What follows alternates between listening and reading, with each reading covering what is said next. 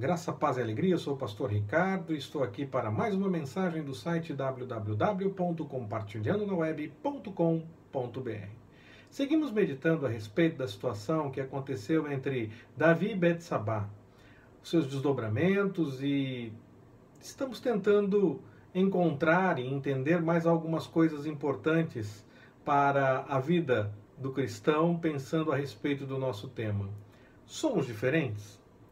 Nas mensagens anteriores que você encontra aqui no nosso espaço, nós lembramos que as pessoas geralmente ficam chateadas e reclamam quando os problemas se apresentam.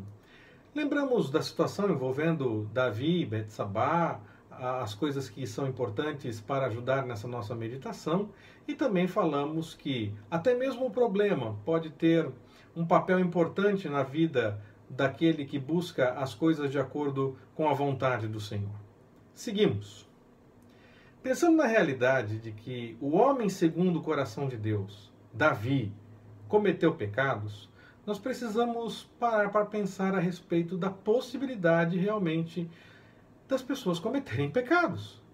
Lemos em 1 João 2:1 o seguinte: Meus filhinhos, essas coisas vos escrevo para que não pequeis, mas, se alguém pecar, temos um advogado para com o Pai, Jesus Cristo, o justo. Melhor é, de fato, que nós não sigamos pelo caminho do pecado. Eu vou insistir bastante nisso durante essa mensagem. Pelo texto de 1 João, que nós lemos agora, quando nós temos conhecimento das coisas do Senhor, da verdade e da vontade do Senhor, diz o texto, estas coisas vos escrevo, podemos seguir uma vida fugindo do pecado. Podemos conseguir fazer isso, porque o texto diz, para que não pequeis.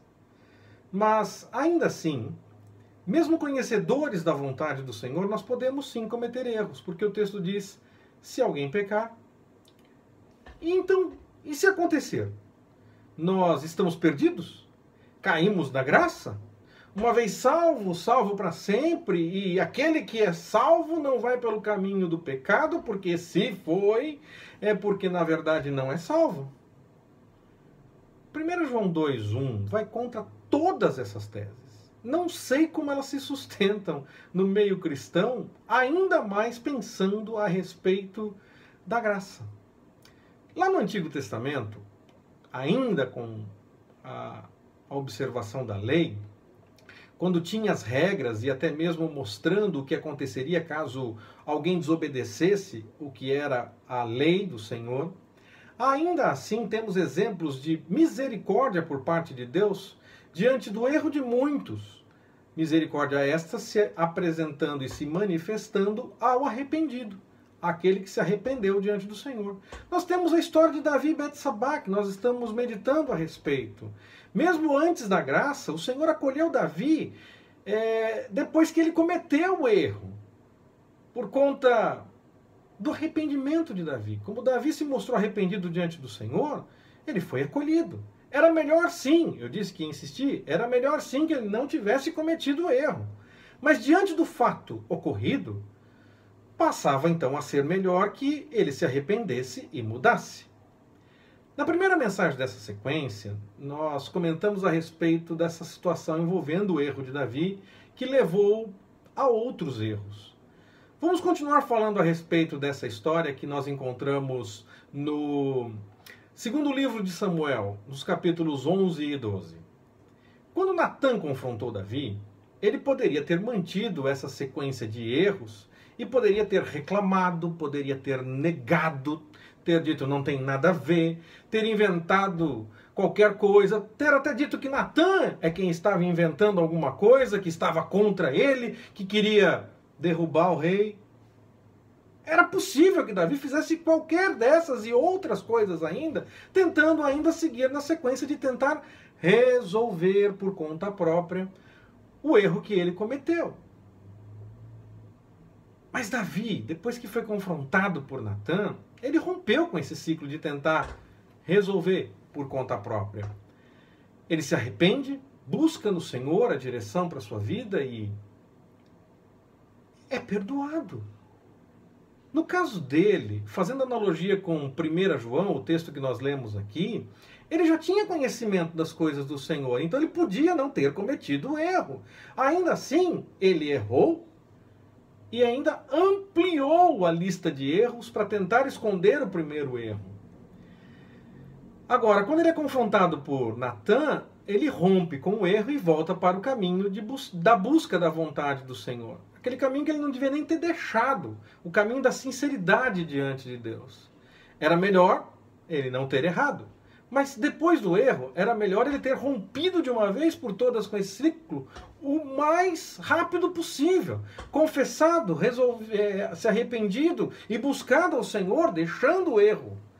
Não, ele ampliou, ele tentou ampliar o erro fazendo outra coisa, trouxe Urias. Lembra disso?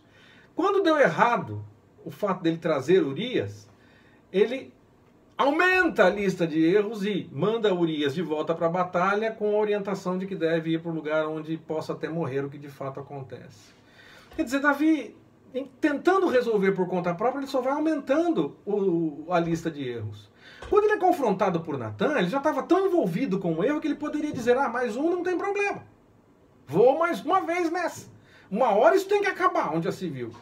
Mas talvez ele entendeu que, na verdade, isso não iria acabar enquanto ele não confessasse diante de Deus, se arrependesse do seu erro e rompesse de uma vez por todas com esse ciclo. Ele poderia ter continuado nesse ciclo errado, mas ele fez as coisas buscando, então, a vontade do Senhor a partir daquele momento. Era melhor, então, que ele não tivesse errado. Era melhor que, diante do erro, resolvesse o mais rapidamente possível. Mas já que ele continuou tentando resolver e cometeu outros erros, o mais importante era que ele rompesse com esse ciclo e não se tornasse uma daquelas pessoas que se afastassem definitivamente da vontade do Senhor. Que não tivessem mais tempo ou chance de se arrepender e mudar aquela história. Ele tinha tempo ainda de corrigir aquele erro, de colocar as coisas em ordem diante do Senhor. E foi o que ele fez. Mesmo diante da graça, então, é fato que é melhor não errar.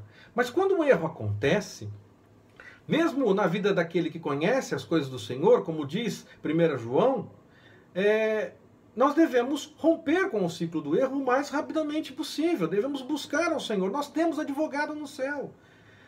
Nós devemos mudar o caminho do erro o mais rapidamente possível, porque ele pode se apresentar sim. Negar isso é negar todas as vezes que a Bíblia mostra que mesmo pessoas comprometidas com a palavra do Senhor cometiam erros e mudavam de vida depois desse erro. Eram pessoas que já conheciam a vontade do Senhor e que erravam mesmo assim, porque eram humanas como todos nós. A Bíblia mostra isso para deixar claro que qualquer um pode sim cometer o erro. A questão não está, então, em não cometer erro. É melhor não cometê-los. Mas quando eles acontecem, a questão é como nós vamos reagir nessa nossa busca pela vontade do Senhor. Deixaremos o erro ou vamos tentar resolver por conta própria, ou explicar, ou dizer que nem erro é? A nossa atitude diante da realidade do erro, quando ele se torna real, é que faz a diferença nessa situação. Nós devemos sim buscar a vontade do Senhor e deixar o erro, porque somos conhecedores da vontade do Senhor, somos diferentes. Em vez de esconder, mentir, tentar mudar o entendimento, explicar ou até cobrar o outro por conta de algum outro erro que eles tenham cometido, nós confessamos o nosso pecado e buscamos a mudança. E quem sabe o nosso testemunho ajude o outro, caso de fato ele tenha algum erro em sua vida, a mudar mais facilmente do que simplesmente com base na nossa cobrança. É fato que Natã cobrou Davi, mas o ideal é que nós não façamos isso, porque nem sempre isso é entendido da forma correta. Davi entendeu o que Natã estava falando, Davi entendeu o que estava acontecendo, mas às vezes as pessoas não entendem. Então, o que nós precisamos fazer é estar sempre prontos a acolher aquele que se afastou do caminho do Senhor e que quer voltar arrependido.